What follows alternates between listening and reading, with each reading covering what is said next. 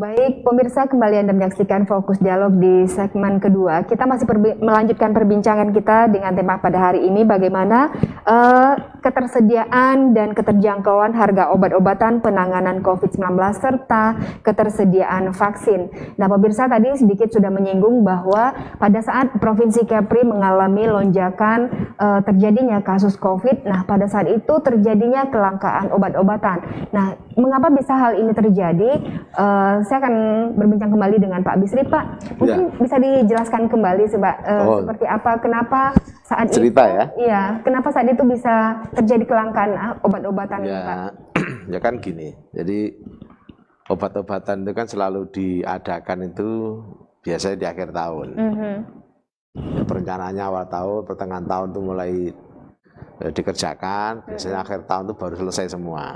Jadi kalau obat yang kita pakai tahun 2021 itu rata-rata obat yang 2020 tahun sebelumnya, akhir tahunnya itu kita gunakan. Jadi ketika kasus ini naik ya pada awal 2021 itu, kemudian Juli, sebenarnya tahun ini sudah lumayan bagus ya. Kita udah siap dengan obat-obatan kita lebih baik ya, dibandingkan dengan tahun sebelumnya. Cuma masalahnya kan di tahun 2021 ini jumlah kasusnya tinggi, 5 kali lipat mungkin dibanding tahun 2020. Tetapi obat-obatan terkait dengan COVID ini kan juga obat yang dipakai untuk antivirus yang lain. Seperti remdesivir itu, kemudian itu semuanya sudah ada. Itu sebelumnya sudah ada, walaupun karena kenaikan jumlah kasus yang tinggi ini, jumlahnya stok kita yang sempat tipis ya, sempat tipis waktu itu. Jadi permintaan dari rumah sakit yang melayani COVID ini tinggi. Nah, kemudian obat datang, jadi kita dibantu ya dari stok nasional itu juga selalu mengisi nih, di transaksi farmasi kita selalu masuk di stok obat kita itu. Nah itu kemudian langsung kita bagi ke rumah sakit. Nah masing-masing daerah beda-beda ini. Kepri termasuk yang sempat rasionya itu stoknya itu tipis ya. Ada yang cuma 54%, 5% ya. Tapi relatif semuanya akhirnya bisa tertangani. Ya. Jadi ada obat yang terutama yang cepat habis waktu itu ya, yang untuk disuntikkan itu ya, yang remdesivir itu sempat terjadi kelangkaan karena waktu itu bor kita tinggi, pasien yang lagi dirawat tinggi ya, berarti itu kan untuk kelompok berat ya, jadi membutuhkan obat tinggi saat itu. Tapi kalau yang untuk oral waktu itu cukup semua, ya, yang untuk diminum itu kan kebanyakan untuk ringan sedang ya, itu obat-obatnya cukup, tidak pernah terjadi kekurangan, jadi kita kasih ya.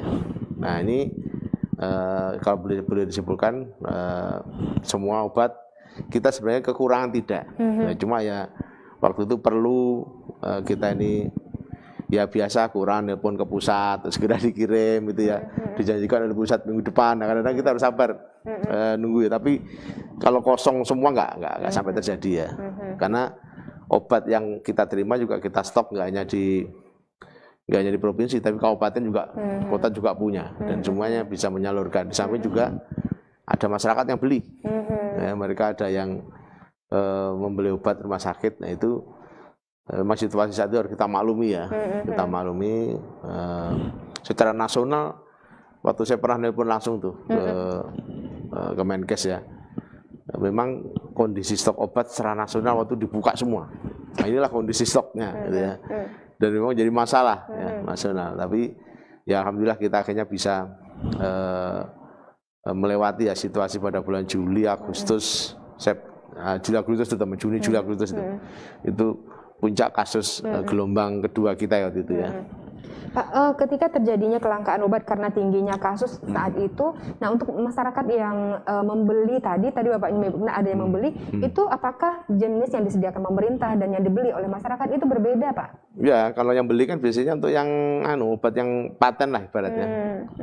Yang kalau di rumah sakit itu kan memang juga mereka juga membeli obat. Iya. Ada obat yang disediakan pemerintah, rumah sakit juga menyediakan obat. Ya, rumah sakit juga kan ada tarifnya ya, jadi dan itu dibolehkan ya. Ada merek-merek apa itu Gamaras atau apa segala macam, itu banyak merek-merek ya yang tersedia di pasar, dan istilahnya masyarakat dipersilakan untuk menggunakan obat sesuai dengan petunjuk dokter ya tentunya ya, sesuai dengan arahan dari dokter yang memeriksa pasien ini. Dan sampai saat ini, tapi yang jelas tidak ada pasien yang dirawat tidak dapat obat. Nah, tidak ada. Tapi yang sering itu kan masyarakat kita yang mampu itu malah mencari, memburu obat-obat yang ekstra ini. Ya tentu harganya lebih mahal. Ya, tentu harganya lebih mahal sesuai dengan pasar saat itu ya.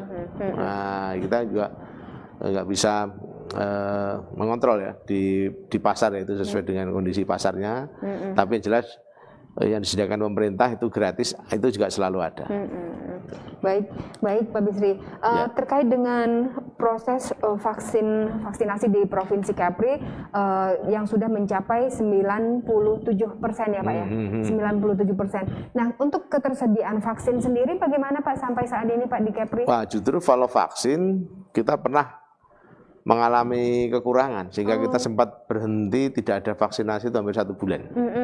Itu penyebabnya apa Pak? Ya karena stok dari nasional, dari pusat ya jatah kita berkurang ya Pak. Waktu itu kasus tinggi ya di DKI, di Jawa lagi tinggi, sehingga kebijakan dari Presiden waktu itu supaya vaksinasi dipercepat di Pulau Jawa, terutama di Jakarta, di ibu kota, sehingga vaksin-vaksin yang mestinya dikirim ke daerah lain itu dialihkan ke Jakarta semua. Padahal kita lagi semangatnya juga waktu itu. Kita lagi nunggu vaksin gitu ya. Tapi jadi kita stop dulu waktu itu vaksinasinya, dan ketika datang langsung kita kejar lagi. Langsung digencar lagi. Baik, jadi untuk saat ini ketersediaan vaksin di Provinsi Kepri aman Pak ya? Nah, kalau setelah mulai bulan Juli ya, itu vaksin sudah mulai tersedia cukup ya, dan Kepri waktu itu kan inisiatifnya kan ketika terjadi kekosongan vaksin pada bulan Mei, itu kita menerima alokasi dari provinsi lain yang mereka serapannya rendah. Kita sampai dapat kiriman sampai 12.000 vial, itu berarti untuk 120.000 dosis ya. Itu realokasi dari provinsi lain, dan itu bisa kita selesaikan dalam waktu seminggu, padahal expirednya kurang 10 hari. Jadi bisa kita selesaikan ya, dengan baik. Dan itu akhirnya menjadi keberuntungan. Time kritisnya menjadi time yang krusial, dan itu menjadi keberuntungan untuk masyarakat Kepri sampai sekarang ini. Baik Pak. Pemirsa, bicara soal vaksin, nah BPOM adalah sebuah balai pengawasan obat dan makanan. Nah, saya menyapa Pak Bagus. Sebenarnya fungsi dari BPOM ini untuk vaksin ini seperti apa Pak? Bagaimana pengawasan peredarannya? Seperti apa Pak? Baik, terima kasih Mbak Sarah. Jadi terkait dengan produk vaksin itu untuk ketersediaannya, kemudian juga penerbitan EUA-nya itu dilakukan oleh Badan POM yang ada di Jakarta. Kami di Kepulauan Riau, Balai POM di Batam sebagai UPT Badan POM yang ada di daerah, tugasnya yaitu ikut melakukan pengawalan terhadap distribusi vaksin yang diterima di Provinsi Kepulauan Riau melalui Dinas Kesehatan, dan juga kemudian selanjutnya dari Dinas Kesehatan Provinsi untuk didistribusikan di kabupaten kota. Jadi kami tugasnya seperti itu, ikut melakukan pengawalan distribusi dan penerimaannya, tentunya bekerja sama, berkoordinasi dengan Pemda Provinsi dan Kabupaten Kota, terutama dengan Dinas Kesehatan. Seperti itu. Baik. Kemudian, ya Pak. Ya.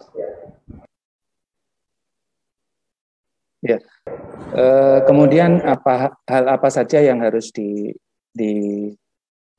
dilakukan pemeriksaan pada saat melakukan pengawalan, penerimaan atau distribusi vaksin? Tentunya dilakukan pemeriksaan terhadap mutu dan keamanan vaksin itu apakah masih tetap sesuai standar yang dipersyaratkan, terutama terkait dengan suhu penyimpanan pada saat vaksin itu diterima, dipastikan bahwa masih tersimpan pada suhu yang dipersyaratkan.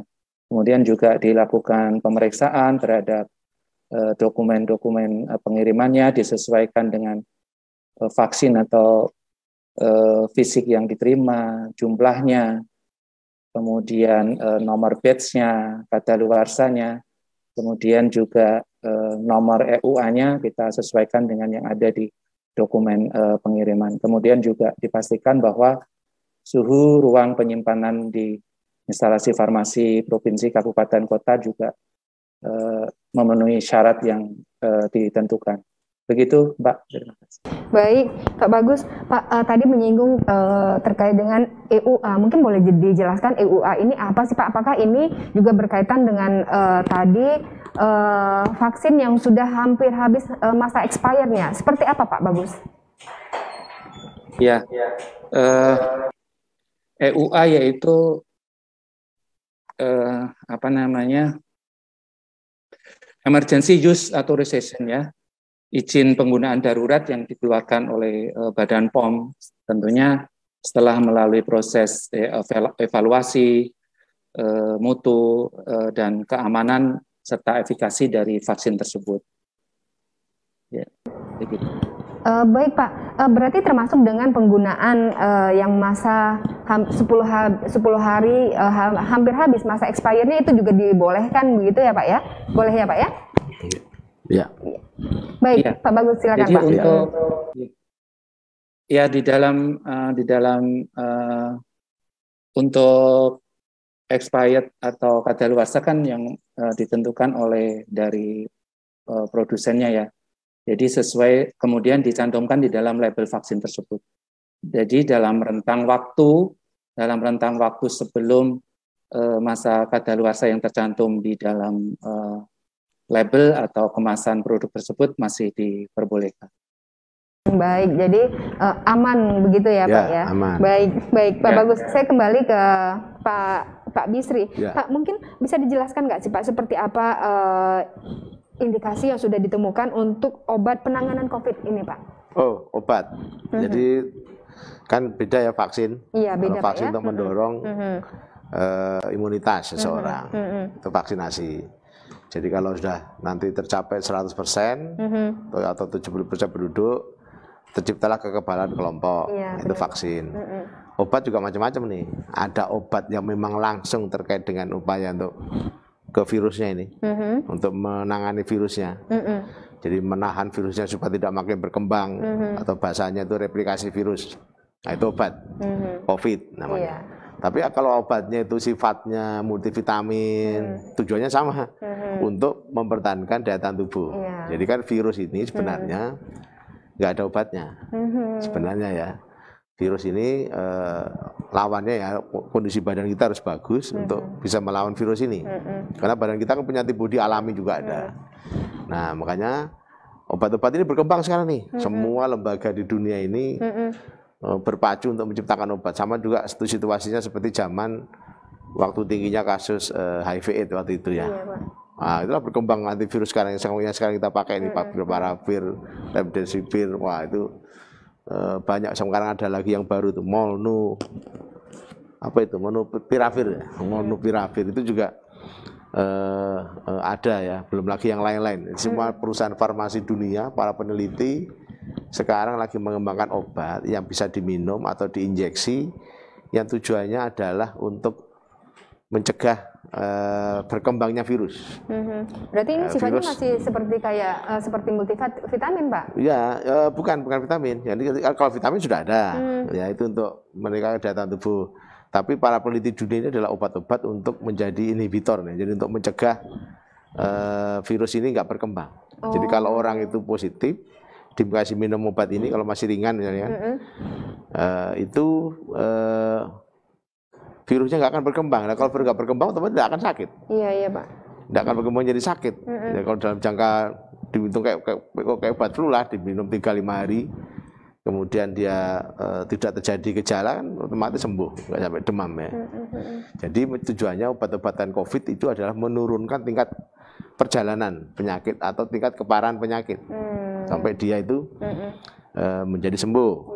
Ya kalau multivitamin ya hanya untuk menjaga imun tubuh ya Pak kondisi badan ya. Nah kalau multivitamin ini biasanya pasarnya menyediakan.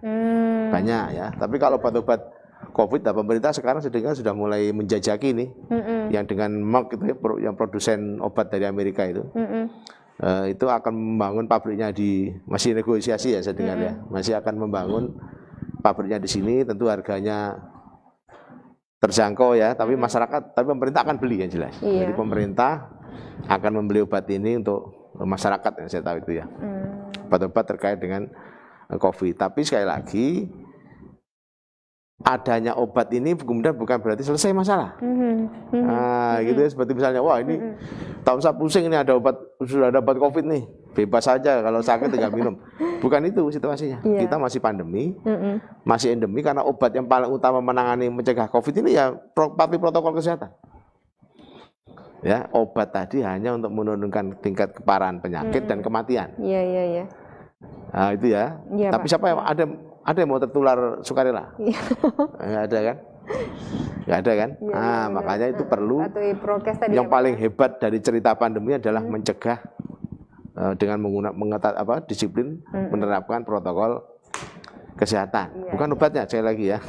Jadi kalau masyarakat, wah ini nggak dapat obat nih, semua mau nyetok obat, wah itu salah. Ya, jadi yang harus dilakukan jaga kondisi, dan jaga kondisi nggak mungkin harus dengan vitamin, makanan yang sehat, istirahat teratur, mau berjemur kayak minum, seperti saya suka minum air hangat itu kan sama, gitu ya. Nah kemudian obat itu nanti dokter. Ketika positif, percaya dengan dokter masalah obat ini. Artinya kita mencegah dulu gitu ya Pak? Ya, yang paling penting bisa kita lakukan apa nih? Mencegah, patuhi protokol kesehatan. Seperti sekarang ini, hindari kerumunan. Tapi memang dengan adanya obat ini, kita menjadi optimis ya, di dalam menghadapi setelah pandemi nanti ada endemis. Oh, obat sudah ada. Kami yang ada di provider kesehatan ini, yang bertanggung jawab perusahaan kesehatan ini, jadi berkurang stresnya. Nah, coba kalau obat nggak ada ya, wah kita akan stres nih, penanggung jawab kesehatan. Baik Pak Bisri, kita mungkin rehat sejenak di segmen kedua ini. Nah pemirsa, seperti disampaikan oleh Pak Bisri tadi bahwa saat ini pemerintah sedang menjajaki dengan produsen pembuat obat-obat untuk menurunkan interaksi